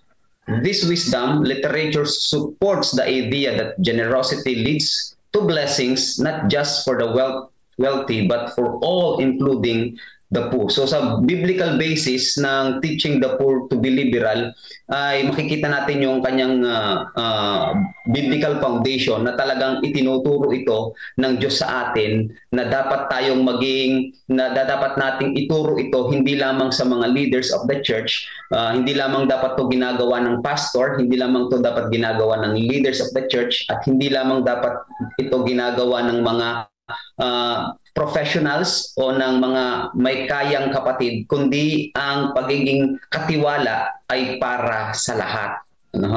Okay? Tignan natin yung point ng chapter 2. Number 1, stewardship is for all. Para sa lahat yan. Sabi ni Mrs. White urges that even the poor should be taught. Kinakailangan silang turuan that the blessing of that giving is a blessing, as it cultivates trust in God and spirit of selfishness. So, alam natin, natutunan natin at naituro na sa atin sa mga seminars, ang tithes and offering, o ang pagbabalik at pagbibigay ay gamot sa pagiging makasarili. So, kaya nga napakahalaga at napakaganda na maunawaan natin at sinasabi ni Mrs. White sa kanyang sulat na ang lahat, maging leader or ang mga elder, at maging ang normal na miyembro o ng members of the church ay ma-exercise din ang pagbibigay at pagsasauli sapagkat ito ay gamot sa pagiging makasarili. Pangalawa, faith in God's provision, encouraging the poor to give, strengthen their faith, allowing them to experience God's providence. So habang tayo ay nakikilahok, habang tayo ay nagiging tapat na katiwala ng ating Panginoon, lalo tayong lumalago sa Panginoon. Bakit? Kasi kung pakikinggan natin yung mga testimonies ng ating mga kapatid, dahil sa kanilang pagiging tapat, nakatiwala ng Panginoon, ay nakakaranas sila ng maraming mga pagbabago sa kanilang buhay. Hindi dahil sa sila'y nagbibigay, kundi dahil sa sila'y nagtatapat sa Panginoon at ang Panginoon ay mas lalong nalulugod sa mga taong tapat sa Kanya. Pangatlo, the blessing of sacrificial giving. Giving is not about the amount, but about willingness and devotion. Yun ang point ng ating chapter. Yes, mahalaga siguro yung halaga, yung value o yung ibinibigay mo, pero hindi yun yung pinaka-focus ng pagiging isang tapat na katiwala sang-ayon sa chapter na ito, ng chapter 22. Kundi ang pinakamahalaga ay yung puso mo na magbibigay sa Panginoon. Dahil kapag ang puso ang nahikayat sa pagbibigay, you give, ang pagbibigay mo ay sapat at tapat na pagbibigay dahil ang puso mo ang nahikayat. At ito ay continuous, ito ay palagian at tuluyang pagtatapat sa Panginoon. So, ministry should promote both health and growth. While churches should assist the poor, they should also teach them the principle of stewardship so they can experience joy and benefits of giving. Kaya napakaganda po ng atin pong mga panukala, ng atin pong mission sa panahon natin ngayon at mga nakaraan pa, napakagandang tinuturuan natin ang lahat ng miyembro when it comes sa pagiging tapat na katiwala ng ating Panginoon. Bakit? Upang kanilang lubusang maranasan ang ligaya at benepisyo ng pagbabalik at pagbibigay sa ating Panginoon.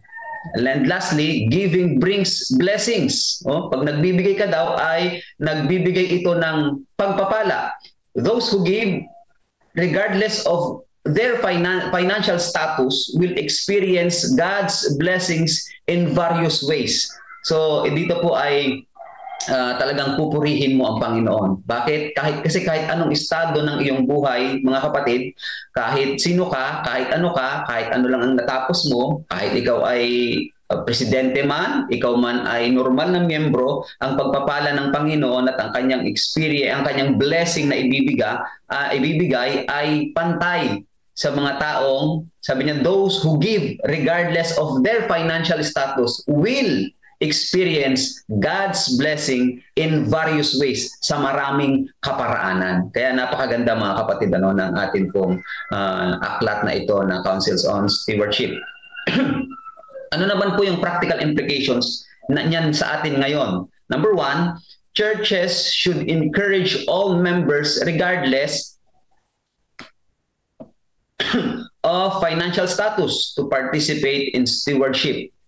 So ang tinuturo sa atin ito, ang practical implication ng aklat na ito ay ini-encourage tayong lahat. Excuse me. Ini-encourage tayong lahat ng ating prophetisang si Mrs. White at ng Diyos mismo sa kanyang sarili na lahat ng kanyang mga anak, all the members of the church, regardless ang kanyang financial status, ay makipag-participate sa stewardship, sa pagiging katiwala ng ating Panginoon. Pangalawa, small acts of generosity, such a time, talent, and service are equally valuable forms of giving. Maliit man o malaki na pagiging generous, kagaya ng oras, talento, serbisyo, ay pantay ang kanyang halaga. Valuable form of giving. Pangatlo, ministries should balance assistance with teaching principle of financial faithfulness to promote long-term stability. Ito yung sinasabi ko kaganina, kapag ito ay sang-ayon sa aklat na ito, kapag ang ating puso ay nahikayat, long-term stability ang nangyayari. Kaya napakahalaga na mahikayat ang ating mga puso. So ministries should balance assistance with teaching principles of financial faithfulness to promote long stability. To conclude my presentation, sabi dito, ang prinsipyo ng pagiging mapagbigay ay hindi lamang para sa mayayaman, kundi isang tawag para sa lahat ng mananampalataya. Ang payo ni Mrs. White ay umaayon sa turo ng Biblia na nagpapalakas ng pananampalataya, sakripisyo at ang pagpapalang dulot ng pagbibigay. Ang pagtuturo sa mahihirap na maging mapagbigay ay hindi lamang tungkol sa material na aspeto, kundi tungkol din sa paglago ng espiritualidad at pagtitiwala sa Diyos kaysa sa mga kayamanang panlupa. So ipinakikita ng ating presentation, mga kapatid, yung kahalagahan ng pagiging involved ng lahat.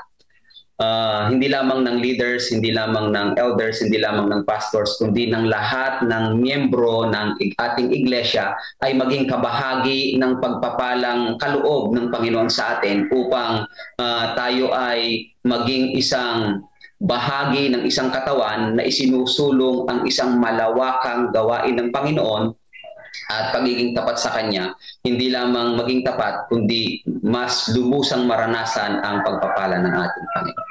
Amen. Amen. Praise the Lord. Amen po. Amen. Okay. So, tayo dadako na po sa ating po united prayer. Amen. Tayo po ay laan ng 1 minuto para po sa ating united prayer. Okay? Amen, mga kapatid. Yan ang ating lesson. Hindi lamang ito para sa mga mayayaman. Ito ay para din sa mga poor. Ano man ang ating status ng financially. tayo ay ini-encourage, hindi tayo ang church ay after sa pera natin, mga kapatid, ano? Kundi yung puso natin ang ating isuko sa Kanya. Sa dami-dami ng mga testimonies na narinig natin sa mga lesson, ano? Sa palagay ko, kung tayo nakapokus sa pakikinig at pagde-devotional sa umaga, dapat sa panahon na ito ay nakilos na yung puso natin, ano? Pero kung meron man mga late pala nakapakinig nito lang, days pa lang, ituloy nyo lamang po, ano? Ituloy nyo lamang pakikinig. Napakahalaga nitong stewardship or pagiging tapat na katiwala. Dahil bilang anak ng Diyos, mahal tayo ng Diyos. Gusto niya na tayo ay mapalapit sa Kanya, no? At kung nagiging madamot tayo, continuously madamot, hindi talaga tayo mapapalapit sa Kanya, no? Nagkukunyari lamang tayo. Ito yung mga mahalagang punto na nakita natin doon sa lesson na yun. Actually, maganda na yung pagkakadiscuss, ano? Pero gusto ko lang i-summarize ulitin ng mabilis lang, ano? Una, yung katotohanan ay dumarating sa lahat, kabilang ang mahirap. Yung katotohanan, di lamang sa mayaman, ano? Pati yung mga mahirap kasali, no? Na kailangan nila malaman ang katotohanan. So maraming mahirap tumatanggap ng katotohanan, ngunit hindi ito dapat gawing dahilan upang ipagkawalang bahala ang kanilang pananagutan bilang mga tagasunod ni Kristo. Marami kasi nagsabi, mahirap naman kami, wala naman kaming pinagkukunan, paano kami magbibigay? Madalas ko naririnig yan, ano? Ginagawang dahilan yung kanilang pagiging mahirap. Pagiging labandera, pagiging walang trabaho, walang pinag-aralan. Pero sa lesson na ito, ang mga anak ng Diyos ay pantay-pantay. Mahal tayo lahat ng Diyos dahil lahat tayo nakakatanggap ng blessings in various ways, ano? Iba't ibang pamamaraan. So, meron bang nahirap na namatay sa hirap? Kumakain pa rin naman tayo, no? Dahil ang Panginoon nagbibigay ng blessings. So, ang kayamanan ay sa langit ay bukas para sa lahat. Huwag natin pigilan yung kayamanan sa langit na bumagsak para sa atin, ano? Bukas yan. Tanggapin natin, ano? I-connect natin sarili natin sa langit para bumuhos ang kayamanan na nagmumula sa langit. Hindi lamang yan yung material blessing, ano? Nandiyan yung kayamanan ng langit na bubuhos sa atin. Sa ating mga karakter ay mababago, no? Pagka ang karakter na mo nabago, papabuti, galing sa langit yan dahil walang karakter na masama sa langit. Dati mayroon, nahulog na si Satan, ano? Nahulog na, puro mabait na natira doon, ano? Kasama ni Satan yung mga anghel. Ang mahalagang sukatan ay hindi ang halaga, kundi ang motibo. Hindi magkano. Hindi mo sinusukat kung magkano. Yung motibo na iyong pagbibigay. May motibo na bakit ka nagbigay, bakit ka nagsiyogi, bakit? Dahil gusto mo tumulong sa gawain ng Panginoon. Dahil naunawaan mo yung pag-ibig ng Panginoon sa iyo. Dahil tinanggap mo si Jesus bilang personal na tagapagligtas. Kaya ka na nagbibigay. Hindi dahil sinasabi ng CLPM, mga kapatid. Mag-iingat po tayo dyan. Ano? Mag-iingat po tayo dyan. At kaya tayo nagbibigay, yung motibo natin ay naunawaan natin ang pag-ibig ng Diyos sa atin. At tinanggap natin siya bilang Panginoon ng ating buong buhay. Ibig sabihin, susundin natin siya kung ano yung gusto niya, di ba?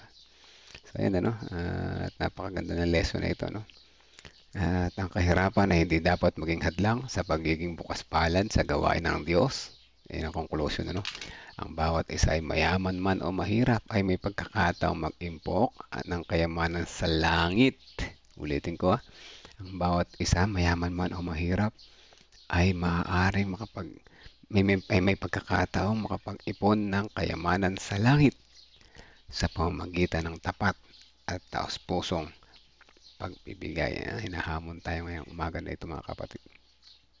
Ano man ang status na yung buhay, ikaw man ay mayaman, ikaw may mahirap, mag-ipon tayo ng kayamanan sa langit sa pamamagitan ng pagbibigay. Ano po? Sabi ni Ate Reby, hindi lang po sa tungkol sa tithe and COP, kung pati pakikisangkot sa gawain ng church ang pwede nating ibigay. Number 1, ano po?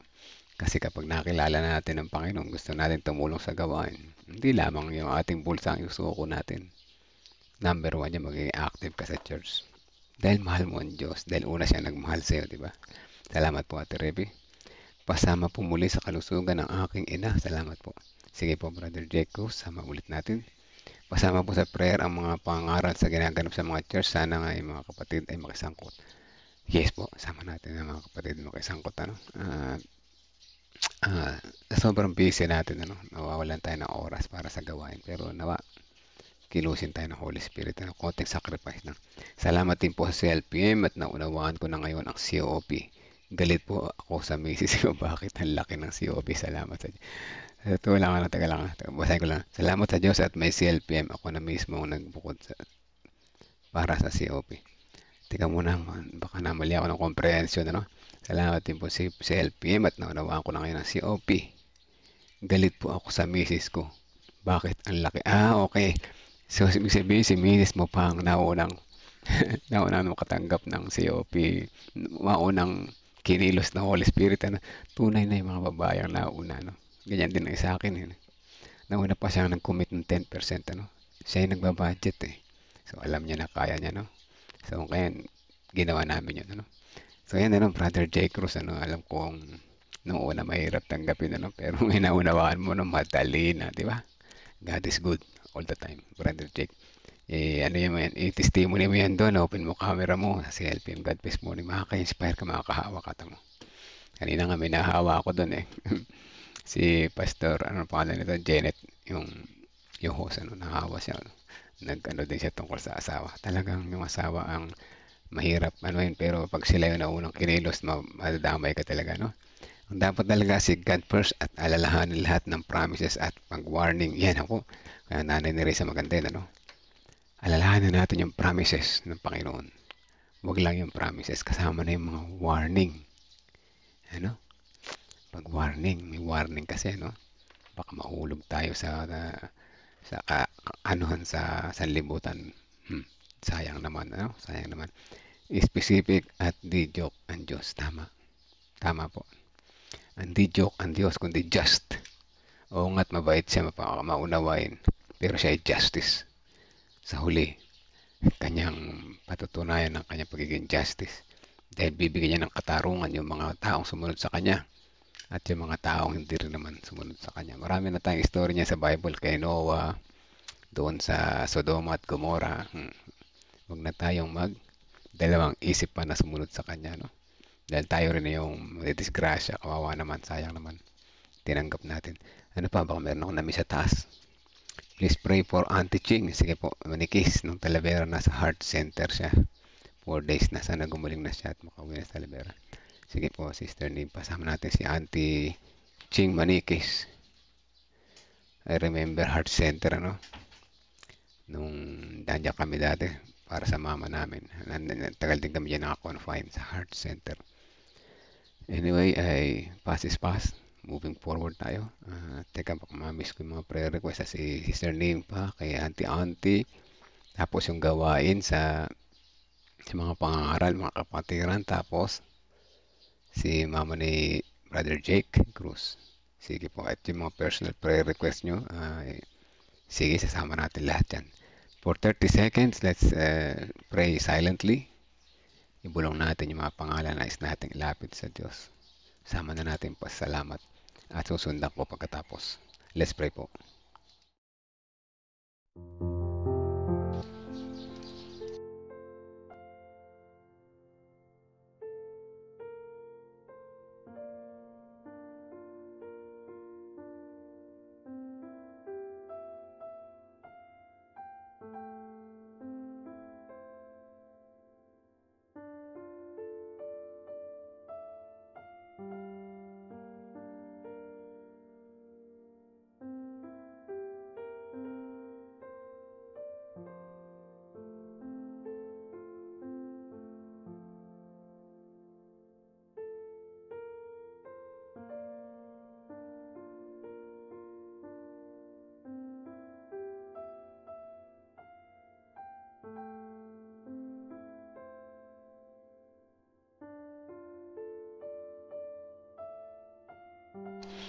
Let's pray. Amang banal na makapangyarihan sa lahat. Sa umaga na ito, patuloy ang aming pasalamat po sa inyo na kami ay muli ninyong ginising ng tamang oras upang makapakinig na inyong mga lesson, mga aral. Mga patunay na ang inyong pag-ibig sa amin ay pantay-pantay sa mga Ano man ang status ng aming pinasal o ng aming buhay. Kami man ay mayaman, kami man ay mahirap, kami man ay marunong, kami man ay dukha, kami man ay hindi nakapag-aral, ngunit ang inyong pagpapala ay inyong ibinibigay sa amin sa iba't ibang mga pamamaraanan. Salamat po sa inyong pagmamahal. Nawa patuloy namin pagkaunawa sa pamamagitan ng pagbabalik ng aming pag-ibig po sa inyo, sa aming pagsuko ng aming mga puso sa inyo, ay patuloy namin maranasan sa bawat umaga. At kami bilang mga natututo sa yung mga sinishare namin sa pamamagitan ng platform na ito, group chat, aming personal Facebook account, nawa sila rin namin ay matuto, buksan nila ang kanilang isipan at buksan nilang pintuan ng langit para sa mga blessings na karapat dapat nilang matanggap. Salamat po sa platform na ito na magkaroon kami ng empowerment, spiritual empowerment sa bawat isa. Salamat sa inyong pag-ibig. Ramdam po namin ang inyong pagmamahal. Sa umaga na ito, meron kami mga prayer requests. Ang mga kapatiran namin ay may mga pangalan kami mga ibinulong sa inyo. Ang alugin din namin mga pasalamat at iba pang mga prayer requests. Sabay-sabay po namin ito nilalapit sa inyo. Digin niya po ito ayon sa inyong kalooban.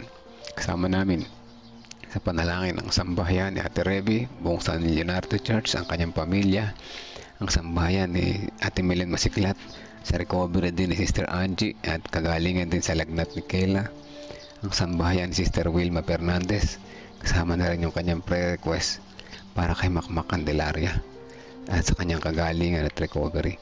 Ganyan din ang sambahayan ni Sister Gloria Balbido para sa kanyang request sa kanyang husband na magsimba na siya muli, makasama niya sa pagsimba, sa pagtatapat at with total surrender sa inyo.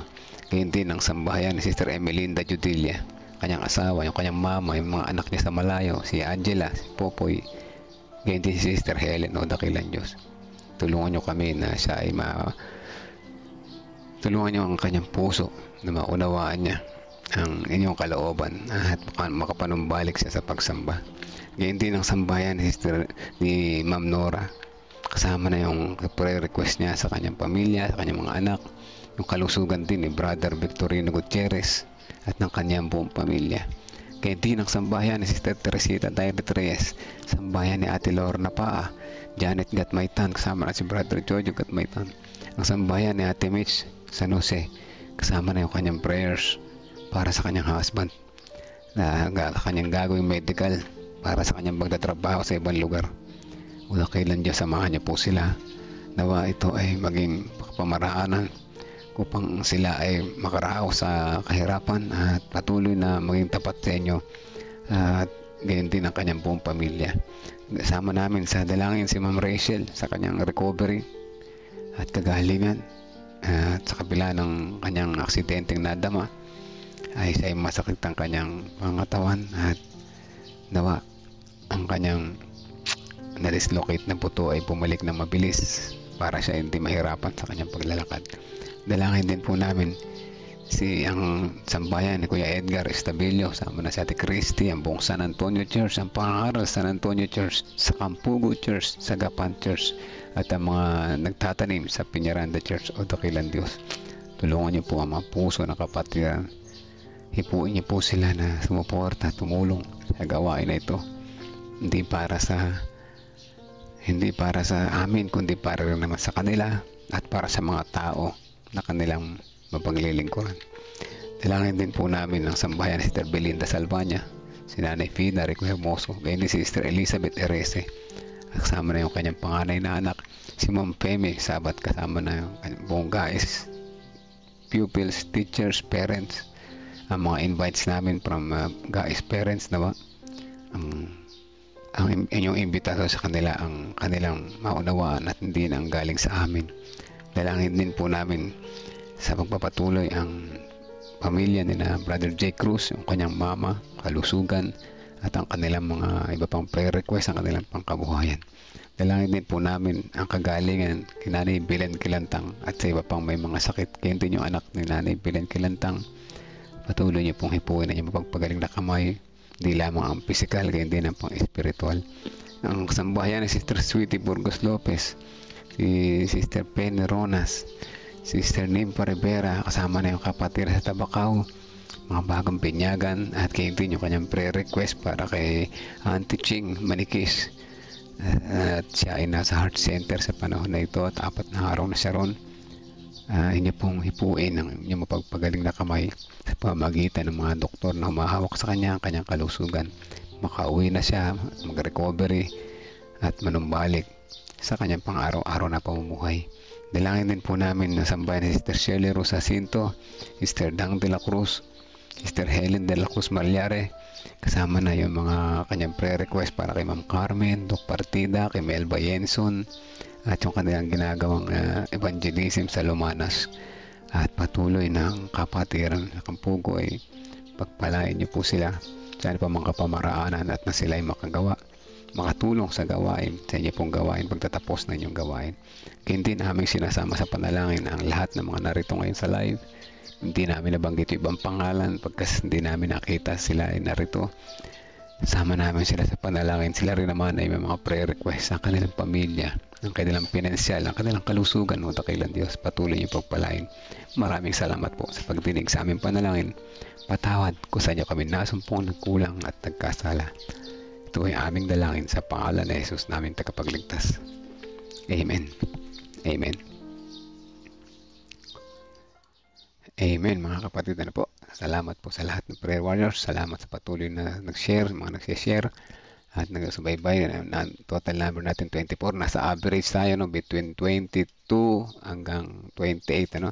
Minsan lumalampas siya ng 30. Pero that's good. Ibig sabihin na tayo ay mga the regulars. Tayo yung natututo. At alam ko dami din yan one day. Pagka mas marami ng nakaalam na nagtitestimony kasi church, sabihin nyo na malaking tulong yung God First Morning Discipleship Ministry at yung morning devotional, gayon din missional evening. Makaka-encourage din tayo, at sana mas marami pa mabago yung puso, hindi dahil sa pera, kundi dahil mahal natin sila. Dahil mahal din tayo ng Diyos, tayo lahat. Ayan, hanggang dito na lamang po ngayong umaga, ang oras 5:58, patuloy ang buong maghapon. Mag-ingat po tayo lahat at kasama natin ang Diyos. Tandaan, mga kaibigan, mahal ka ng Diyos. God First Morning po sa ating lahat.